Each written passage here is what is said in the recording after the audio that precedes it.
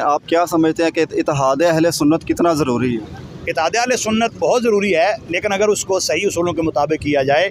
یاد رکھیں اتحاد سے پہلے اپنے عقیدے پر قائم رہنا نہایت ضروری ہے، اور صلح کلیت کے جراثیم سے بچنا بہت ضروری ہے. اور فکر اعلیٰ حضرت عظیم البرکت امام شاہ احمد رضا خان فاضل بریلوی رحمۃ اللہ علیہ، اس کے ساتھ قائم رہنا انتہائی جو ہے وہ ضروری ہے. تو اتحاد اس صورت میں ہو سکتا ہے اور برقرار رہ سکتا ہے جب اس کو صحیح اصولوں کے مطابق کیا جائے. اگر اکابرین اہل سنت کے افکار اور ان کے نظریات کو چھوڑ کر کوئی اتحاد کا سوچے تو ایسا اتحاد نہ ہو سکتا ہے، نہ رہ سکتا ہے.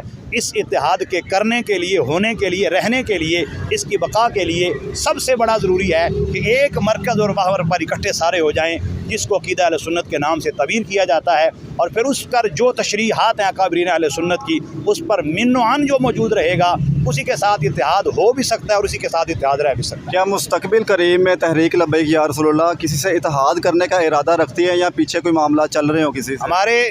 ہمارا ہر اس سنی کے ساتھ بحمدللہ تعالیٰ اتحاد ہے اور تھا اور رہے گا انشاءاللہ، جو صحیح معنوں کے اندر عقیدہ اہل سنت و جماعت پہ کاربند ہے اور اکابرین کی تشریحات کا پیروکار ہے. جو رتی بار بھی ادھر ادھر ہوتا ہے، ہمارا اس کے ساتھ نہ تھا، نہ ہے، نہ ہو سکتا ہے.